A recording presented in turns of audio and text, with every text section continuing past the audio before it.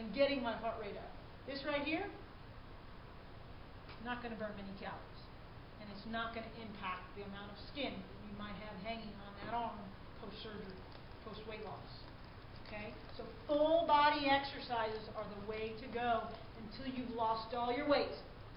Once you're at your ideal body weight and you look in the mirror and you think, shoulders are still a little slopey, you know, I want a little more form to my shoulders. Okay, let's do some shoulder exercises. And now that we're eating more normal amounts of food, okay, because you're not always going to be on less than 800 calories a day, okay, now I can maybe build them. In the interim, while I'm losing so much fat and on very little calories, I can build strength, but I cannot build size. Okay, so ladies, if you're afraid to go to the gym because you feel like you're going to get bigger, it is physiologically, based on what you're eating, impossible to gain size on 50 calories a day. Is it possible to gain size on a very low-calorie diet? Yes, but there's a slew of supplements that have to be taken in order to do that. And I don't mean steroids, but a lot of different supplements that you might have heard of, like creatine and different things like that, that will help you build muscle while keeping your calorie intake very low. Okay? But it's very specific as to how much fat, carbs, protein, and so forth that goes into your diet plan. Right now, we're eating an egg, a little refried, fat-free bean thing, okay?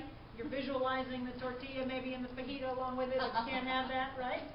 And some Jell-O, yay! Okay? Certainly not enough to build mass, but you can increase your strength, which is what you want. You want to stay strong.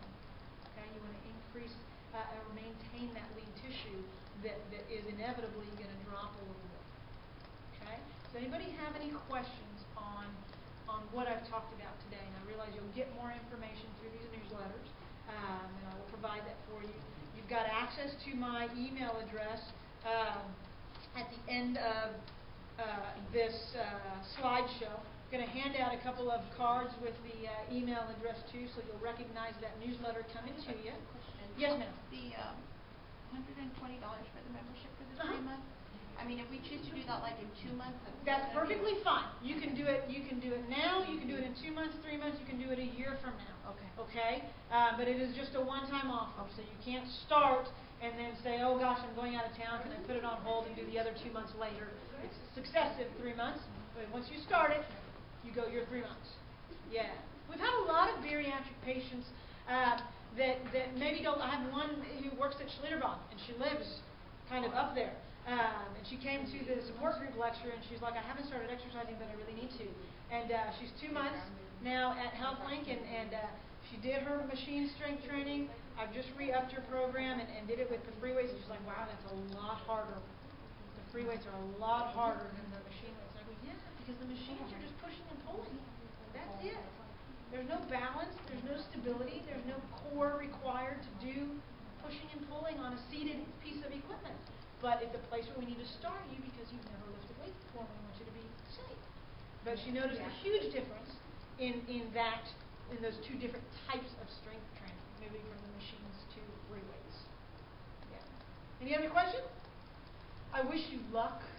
I know you guys are going to do great, and you're going to be the success stories. Keep a lookout in the next month for the newsletter, because we'll send something out if you've got any questions. I'm going to be adding some recipes on protein shake variations, because we get kind of bored with those, especially in the beginning part of our journey, where protein shakes are kind of the easiest way for us to get a high volume of that protein. There are ways to kind of make them taste a little better. There are some brands that taste better that still have low carbs in them, which we're trying to do.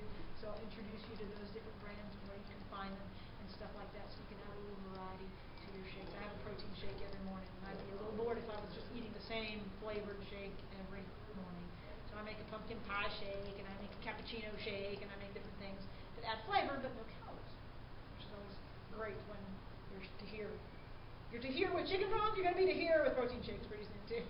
So you got to kind of keep the variety in those, so you keep strict with your program. Any other questions? Great. Y'all can take a 5-minute break before I discuss